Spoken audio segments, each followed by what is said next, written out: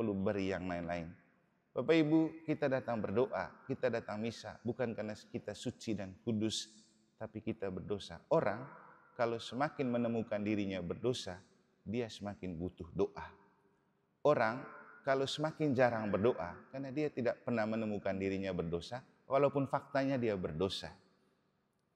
Tuhan bersamamu dan bersama rohmu.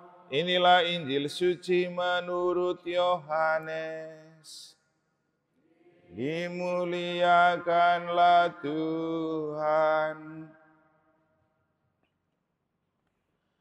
Sekali peristiwa, Yesus bersama murid-muridnya pergi ke tanah Yudea. Dan ia diam di sana bersama-sama mereka dan membaptis. Akan tetapi Yohanes pun membaptis di Ainon dekat Salim, sebab di situ banyak air. Dan orang-orang datang ke situ untuk dibaptis. Sebab pada waktu itu Yohanes belum dimasukkan ke dalam penjara. Maka timbullah perselisihan di antara murid-murid Yohanes dengan seorang Yahudi tentang penyucian. Lalu mereka datang kepada Yohanes dan berkata kepadanya, Rabi, orang yang bersama dengan engkau di seberang sungai Yordan dan yang tentang dia engkau telah memberikan kesaksian, dia membaptis juga dan semua orang pergi kepadanya. Jawab Yohanes, tidak ada seorang pun yang dapat mengambil sesuatu bagi dirinya sendiri kalau tidak dikaruniakan kepadanya dari surga. Kamu sendiri dapat memberi kesaksian bahwa aku telah berkata, aku bukan Mesias, tetapi aku diutus untuk mendahuluinya. Yang empunya mempelai perempuan ialah mempelai laki-laki, tetapi sahabat mempelai yang berdiri dekat dia dan mendengarkannya sangat bersukacita mendengar suara mempelai laki-laki itu. Itulah sukacita. Dan sekarang sukacita itu penuh. Ia harus makin besar, tetapi aku harus makin kecil.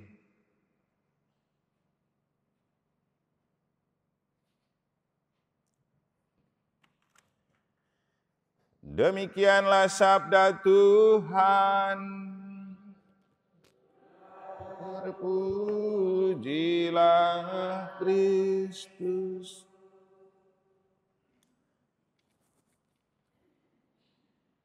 Itulah sukacita, dan sekarang sukacita itu penuh.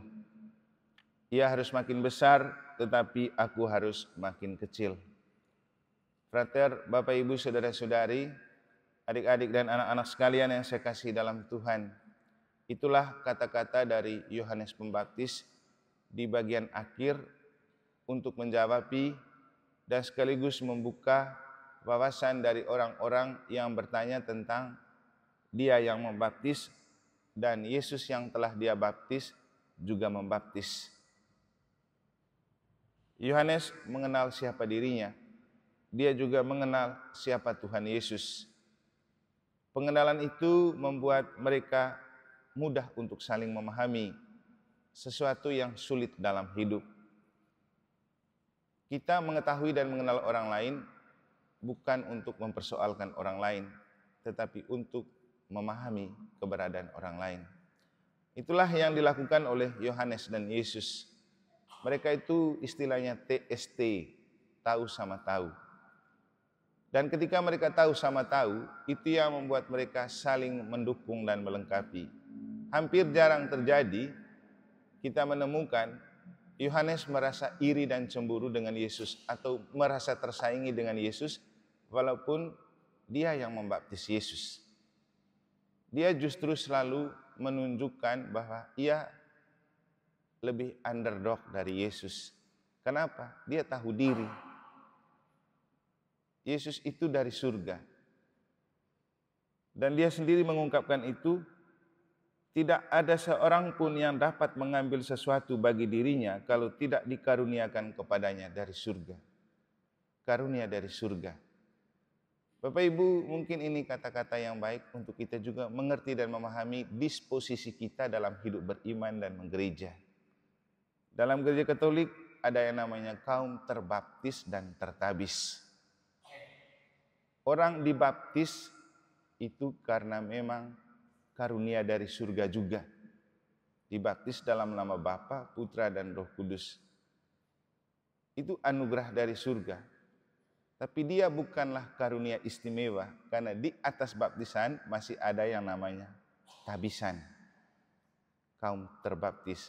Mungkin kalau kita mau bandingkan, Yohanes dan Yesus ini seperti kaum terbaptis dan tertabis, karena ada karunia khusus dari surga. Nah, kita ini jadi imam bukan anugerah dunia, anugerah surga.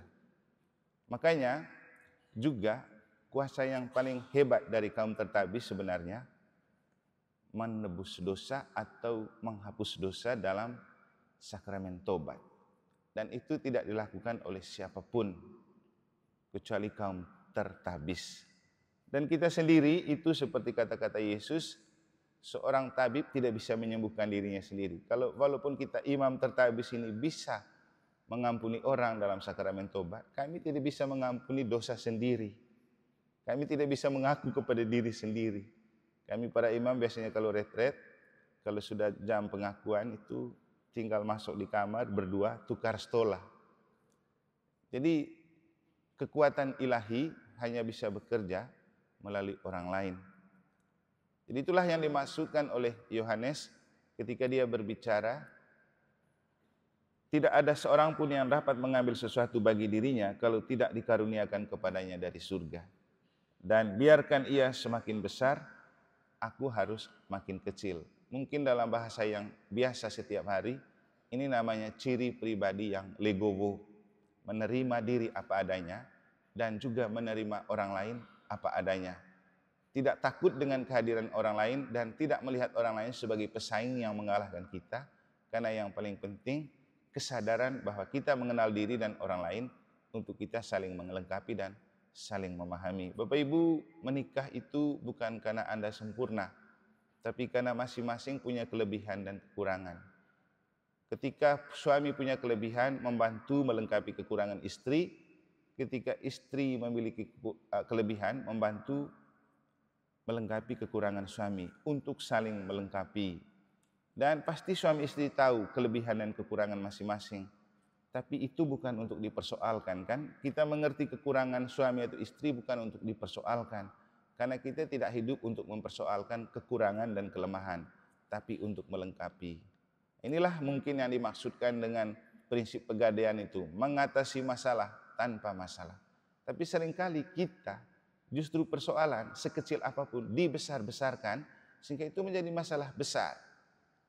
Kita kemudian mengenal orang bukan untuk memahami, tapi untuk mempersoalkannya. Nah, ini bahaya terbesar dalam hidup kita yang juga perlu kita pelajari dari Yohanes Pembaptis dan Yesus yang kita dengar dalam Injil pada hari ini. Memang dua bacaan suci pada hari ini sebenarnya mengajak kita untuk mengarahkan kita kepada rahmat sakramen baptis yang kita terima, yang kita rayakan dalam pesta pembaptisan Tuhan minggu ini, entah nanti sore atau besok. Bapak Ibu saudara-saudari, rahmat terbesar dalam hidup kita adalah baptisan. Karena itu adalah saat di mana kita dimeteraikan dalam Bapa, Putra, dan Roh Kudus. Maka memang kita perlu persiapan diri dan hati agar perayaan pembaptisan Tuhan mengenangkan dan membangkitkan kesadaran kita akan rahmat baptisan yang telah kita terima. Akhirnya Bapak Ibu saudara-saudari dan frater, kita juga perlu memahami apa yang disampaikan oleh Yohanes Rasul dalam bacaan pertama. Kalau Injil itu Yohanes Pembaptis, bacaan pertama itu Yohanes Rasul. Apa yang paling penting untuk kita maknai ketika dia berbicara tentang doa dan dosa? Doa dan dosa itu hanya dibedakan oleh satu huruf S, tapi memiliki makna yang sangat berbeda. Kita berdoa supaya kita tidak terus jatuh ke dalam dosa, supaya kita mendapat penebusan dosa. Kita berdosa supaya membangkitkan gairah untuk berdoa. Itu yang paling penting. Makanya Santo Paulus juga pernah berbicara begini, di mana dosa bertambah, di sana rahmat berlimpah. Mengandaikan bahwa setelah berdosa kita perlu berdoa.